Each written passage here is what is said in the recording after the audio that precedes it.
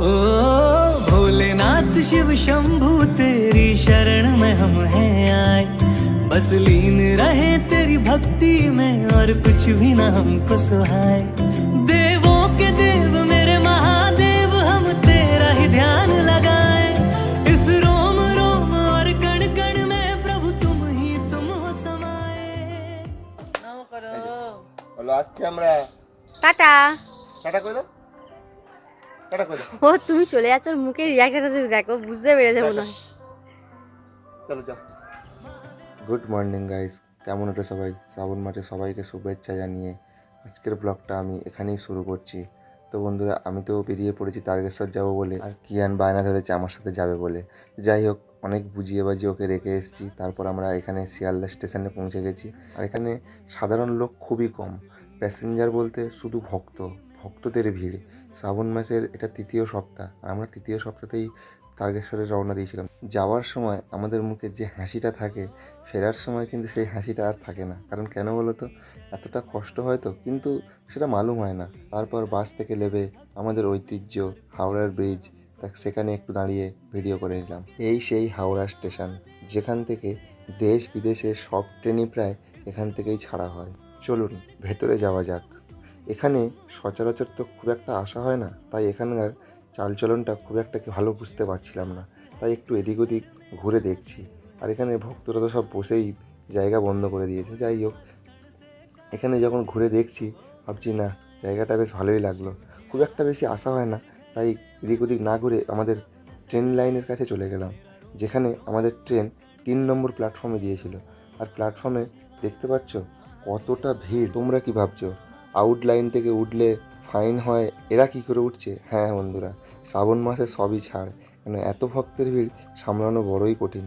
দেখতে পাচ্ছ ট্রেনে কি উঠবো, এত লোক যদি ট্রেনে একসাথে ওঠে গেটে এমনিই বন্ধ হয়ে যাবে। তাই আমরা দূরের দিকে ছিলাম, আগে ভিড়টা কমুক তারপর আমরা উঠবো। এতটাই ভিড়ের চাপ, ভাবছিলাম যে এই ট্রেনটা ছেড়ে দিই, দিয়ে পরের ট্রেনে যাব। এইভাবে আমরা দুটো ট্রেন ছেড়ে দিই। তাই এখন 2টো বেজে গেছে, তাই ভাবলাম যে না, এখন আর এই ট্রেনটা মিস করলে হবে না, যে করেই হোক এই ট্রেনটা ধরতেই হবে, তা না হলে আমাদের অনেকটাই লেট হয়ে যাবে। তাই অনেকটা চেষ্টা করার পর এই ট্রেনটায় উঠলাম। ওঠার পরে যে এতটাই ভিড় ছিল ভেতরে, সেটা তোমাদের বলে বোঝাতে পারবো না। আর তারপর সে ভিডিওটাও তোমাদের করে দেখাতে পারলাম না। তাই আমরা অনেক কষ্ট করে ট্রেনটায় উঠে পড়লাম। ট্রেনে উঠে তো পড়েছিলাম, কিন্তু এবার নামার সময় আমার যে পার্টনার ছিল তাদেরকে আর খুঁজে পাচ্ছি না, এতটাই ভিড়। তারপর অনেক কষ্ট করে আমি ওখানে নাম ধরে ডাকতে তারা দেখি না এক এক করে সব বেরিয়ে এলো। তারপর তাদেরকে নিয়ে আমি বললাম চল ভাই। আর এটা দেখতে পাচ্ছ গুহার ভেতর দিয়ে নিয়ে যাচ্ছে। বাপের জন্মে কোনো দিন, আমি এই 10 বছর তারকেশ্বর যাচ্ছি, কিন্তু দিন এই রাস্তা দিয়ে যাইনি। এবছর এতটাই ভিড়ের পরিমাণ, তাই এরকমভাবে ঘুরিয়ে ঘুরিয়ে নিয়ে যাচ্ছে। তো যাই হোক, সে যেখান থেকে পারে নিয়ে যাক। আর আমরা বানিয়ে নিয়েছিলাম পার্সোনাল 2টো বাঁক। যাই হোক, বড় বাঁক থাকলে কি হবে, আমরা পার্সোনাল 2টো বাঁক নিজের থেকেই বানিয়ে নিয়েছিলাম। খিদেও পেয়ে গেছিলো প্রচণ্ড, তাই বাড়ির থেকে আলু ভাজা আর পরোটা করে দিয়েছিল। তাই সেটা খেয়ে খাওয়া দাওয়ার পর স্নান পান করে আমরা জল তুলে নিলাম। অনেকেই বলতে শুনেছি যে আমার এবছরটাই লাস্ট, কারণ আমার 2 বছর হয়ে গেছে, আমি আর যাব না। আমার উদ্দেশ্যটা আবার অন্য, আমি যতদিন পারবো, যত বছর পারবো, আমি বাবার কাছে নিশ্চয়ই যাব। তারপর আমাদের বাঁক পুজো করে বেরিয়ে পড়লাম।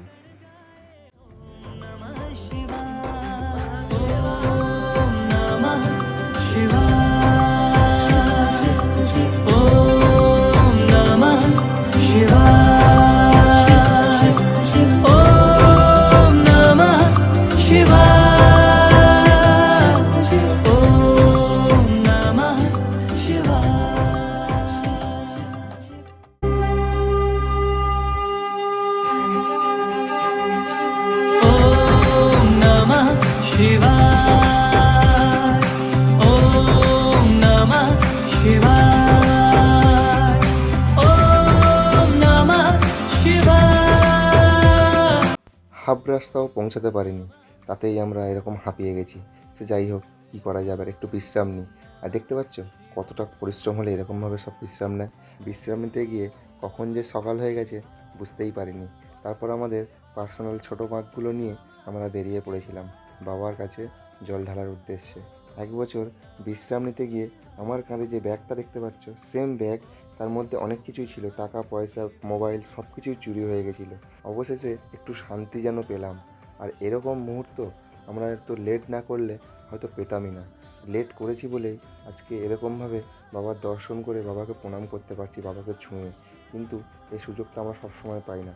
আর দেখতে পাচ্ছ এখানে ছবি তোলা তো দূরের কথা, এখানে দাঁড়ানো সম্ভব হয় না, এতটাই ভিড়ের পরিমাণ থাকে। কাশী বিশ্বনাথে জল ঢেলে আবারও রওনা দিলাম বাবা তারকনাথের উদ্দেশ্যে। আমরা যেহেতু অনেকটাই লেট করে ফেলেছি আর রোদে রাস্তা এতটাই গরম হয়ে গেছিলো, সেই জন্য রাস্তাতে পা ফেলা যাচ্ছিল না। আর রাস্তার যা অবস্থা দেখতে পেয়েছো, সূর্যি মামা যেন পেছন থেকে উঁকি মারছে। আর বন্ধুরা দেখতে পাচ্ছ বাবার দর্শন না পেলে কেবে, বাবার এই গেটটা দেখলে না মনে হয় যেন মনটাকে সান্ত্বনা দিতে পারি। আমরা সবাই জানি যে শ্রাবণ মাসে বাবার দর্শন পাওয়া সম্ভব না, তাই আমরা এই গেটটাকে দেখলে একটা অন্যরকম ফিলিংস নিজেদের মধ্যে মনের মধ্যে আসে। মনে হয় যেন আমরা তারকেশ্বরে আসিনি, একটা অন্য জগতে এসেছি।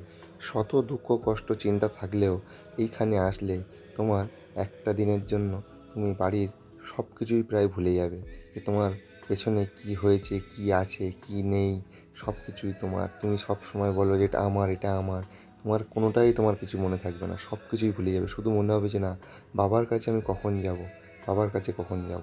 তারপর আমরা যখন গিয়ে তারকেশ্বরে পৌঁছালাম, জল ঢালার মুহূর্তে তো তোমাদেরকে দেখাতে পারিনি, কারণ ওখানটায় ভালোই ভিড় ছিল। তারকেশ্বরে জল ঢালা হয়ে গেলে তারপর আবার চতুর্থ সপ্তাহে আবারও বেরিয়ে পড়লাম মন্দির বাজারের উদ্দেশ্যে। কারণ সত্যি বলতে তারকেশ্বরে শ্রাবণ মাসে শান্তি করে জল ঢালা যায় না, তাই ভাবলাম মন্দির বাজারে গেলে হয়তো একটু শান্তি করে জল ঢালতে পারবো।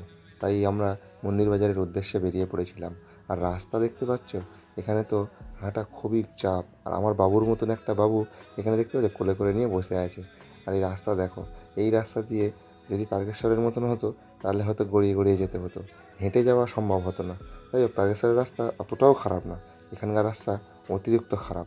আর বলতে বলতে ওই উঁকি মেরেছে বাবার মন্দির। চলো দেখা যাক বাবার মন্দিরটা কেমন। আর এখানে শ্রাবণ মাসে এই ভিড় দেখতে পাচ্ছ, এখানে এই ভিড়টা সব সময় হয় না। এখানে শুধু এই চতুর্থ সপ্তাহতেই, এই চতুর্থ লাস্ট সোমবারেই ভিড়টা হয়। এখানে শ্রাবণ মাসে যতটা না ভিড় হয়, চৈত্র মাসে তার 3 ডবল এখানে ভিড় হয়। তারপর বন্ধুরা মন্দিরের সামনে যাই। মন্দিরের সামনে গিয়ে মন্দিরটাকে ভালো করে একটু এদিক ওদিক ঘুরে দেখি। ঘুরে ঘাড়ে দেখার পর তারপর ভাবলাম না, বেশি যত দেরি করব তত দেরি হবে, চল আগে স্নান করে আসি। স্নান করে এসে তারপর বাবার মাথায় জল ঢালা যাবে। তারপর আমরা চলে গেলাম পুকুর খুঁজতে। পুকুরটা তো আমরা খুঁজেই পাচ্ছিলাম না, যদিও আমি এর আগে একবার গেছিলাম, সে যাই হোক, সে অনেক আগে, তাই আমি কিছু চিনতে পারছিলাম না। তাই আমি এদিক ওদিক থেকে ঘুরে ঘাড়ে এই পুকুরটা খুঁজছিলাম। লোককে অনেক জিজ্ঞাসা করছিলাম যে পুকুর এখানে কোথায় আছে। বলছে যাও, এগিয়ে যাও, সামনের দিকে আছে, এই রাস্তাতেই হবে, অনেকটা যেতে হবে একটু মন্দিরের পেছনের দিকে। আর এখানে এটা কি বিক্রি হচ্ছিল, ঘোল না কি কিছু বুঝতেই পারলাম না, পুরো জলের মতন দেখছিলাম কিন্তু বুঝতে পারলাম ওটা কী জিনিস। আর এখান থেকে পুজোর সব কিছু প্রসাদ সব কিছুই কিনে নিয়েছিলাম। পুকুরটা দেখতে পাচ্ছ কতটা জল পরিষ্কার। বাবার পুকুর যেখানে যেখানে আছে সেখানে সেখানে জলের কথা চিন্তা করতে হবে না, পুরো চকচক করছে একদম।